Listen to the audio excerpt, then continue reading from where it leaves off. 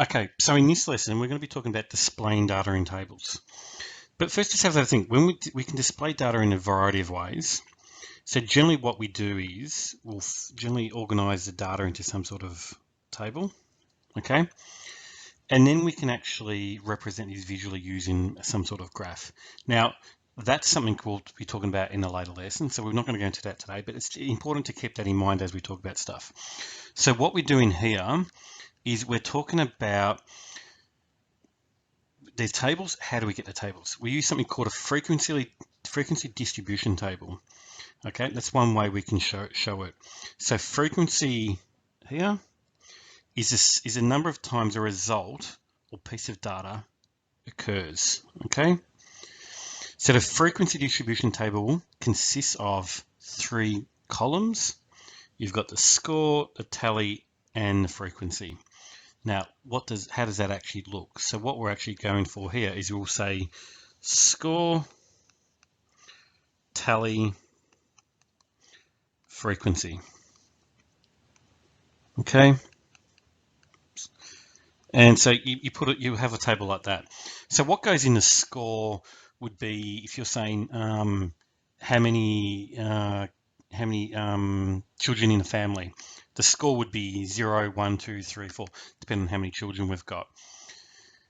Or it could be if you're talking about some qualitative data. So if you had red eyes, blue eyes, you could do something similar like that out here. Okay, the tally is we go through the data, and as we go through, we go 1, 2, 3, 4, 5. You know, we're making a tally. We just putting a mark. Okay, and then the frequency is that final count. So if I've got, say I've got talking about number of children's, in a family. So I could have 0, 1, 2, and we'll keep it at that for the moment. So I might then have, for example, here, I might have gone 1, 2, 3, 4, 5. So that's how we do a 5 because it makes it really easy to count. And then so we've got 6. For 1, it might be just 3. Okay. For 2, we might have that. So what that means is when we've frequencies, we count up the number here, and that's going to be 6. Count up the number here, we've got 3. Count up the number here, we've got 10 because it's 5 and 5. And that's what would actually be our frequency. And that's what you need to do here. So here's an example. We've got a particular class was surveyed to find out the number of tests per household, and the data were recorded. The raw data were, and these are the numbers. Okay, so we need to organize this data into a frequency distribution table. Okay, now that means we're going to have to draw. We have score. Score. Let's erase that. So do that again. We go score, tally, and frequency. Okay. Whoops.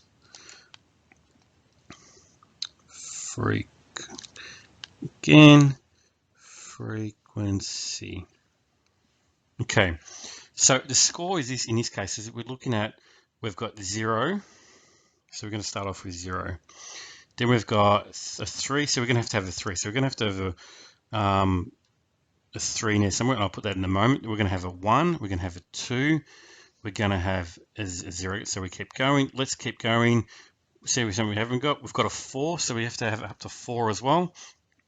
We have to have up to 6 because we've got a 6 here. Okay. I'll use a different color. So we've got a 6 here. Then we go 1, 1, 0. So we just scan across. We look across and see what we've got. Okay. Just going to wipe that out for the moment. All right.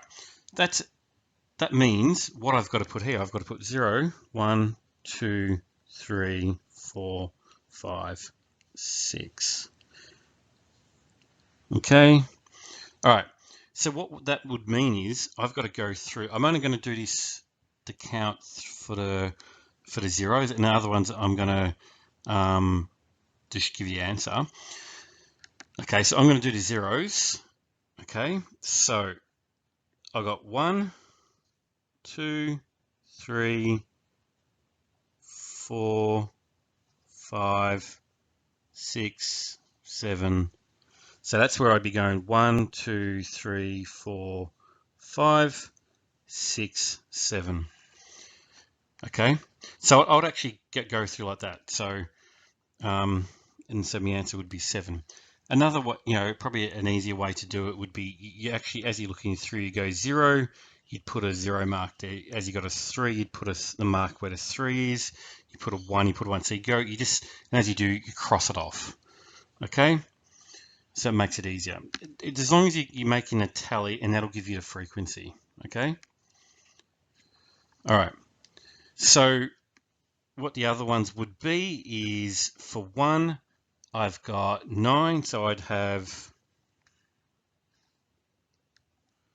1, 2, 3, 4, 5, 6, 7, 8, 9. For 2, I've got 6. That's 5, 6. So I'm going to have 9, 6. For 3, I've got 2. So I'd write 2. 4, I've got 1. So I've just got one thing there, so I just put a 1 there. For 5, I've got nothing there, so I'll just put a 0. For 6, I've got one of them, so again, I've only got 1. Okay, so that means we've done A. So this was A. Okay, let's have a look at B now. So the case of this is, it says how many households were included in the survey. So what's important when you do this is when you get to the bottom, you look at the frequency, you add them all up. So you go 7 plus 9 plus 6 plus 2 plus 1 plus 0 plus 1, and the answer would be 26. So, because that's how many we've got, all right? So how many were surveyed? The answer would be 26. Let's have a look at C. How many households were in, C, how many households have fewer than 2 pets? So I've got to look at have fewer than 2 pets, okay?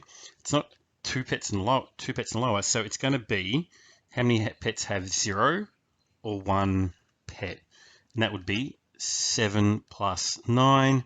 So the answer is going to be, in this case, 16. Okay, let's just put these into some boxes so it makes sense. D. In D, you would have which is the most common number of pets? Well, what's the biggest number here? It would be 9, so that would be, sorry, I've got 9 pet, the frequency of 9. That would mean I'd have 1 pet, okay? So the next question is E.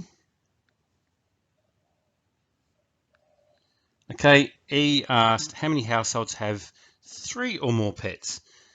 So it's including 3, so I go 2. Oops, I'm just going to use a different color here. So I'm going to go 2 plus 1 plus 0 plus 1. So the answer to that would be 4. Okay, and our final question here, D. D. I can't. It'd be F. Oops. What fraction of those surveyed had no pets? Now we haven't done fractions. Okay, so we've looked at, but what I'll go through the answer of that is, I've got no pets. So I've got 7 with no pets. My total is 26. So I'd put the 26 down the bottom. Okay. Now, I'm going to get you to do this one by yourself, and then I'm just going to go through the answers so you've got the answers. So you have to do a quiz for this one, and I'm just going to give the answers out now. So we will have, so you can just, once you've done the questions, come back and just look at the answers. So we're going to have our score is going to be age group, and then tally, then frequency.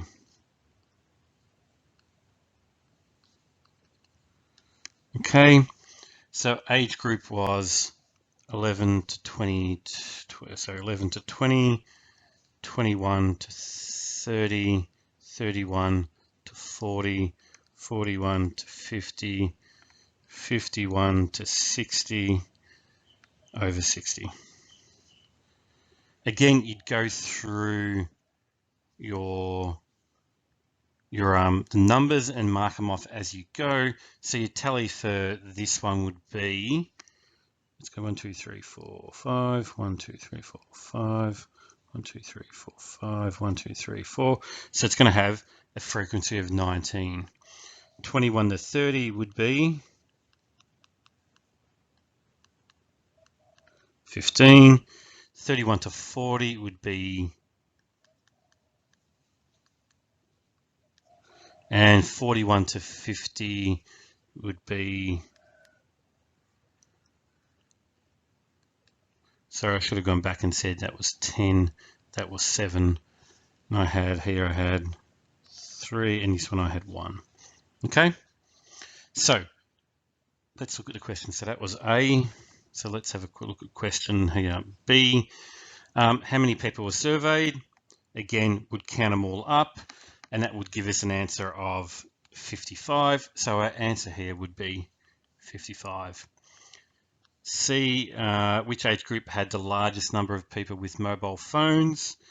That would be 11 to 20, because 11 to 20, remember, you're looking for the biggest number, which happens to be there. Okay, so age group of 11 to 20. D, the question here is, which age group had the least number of people with mobile phones? That's where we look for the smallest number now. Our smallest number is down here. So it's going to be over 60. Oops, I rubbed something out. I shouldn't have. That should have been 3, and let's go back to here. That's going to be over 60. How many people in the 21 to 30 age group had to own a mobile phone? 21 to 30, we say the answer for that will be 15. Okay, that's E. This is going to be 15. That's it for today. Thank you very much. Bye.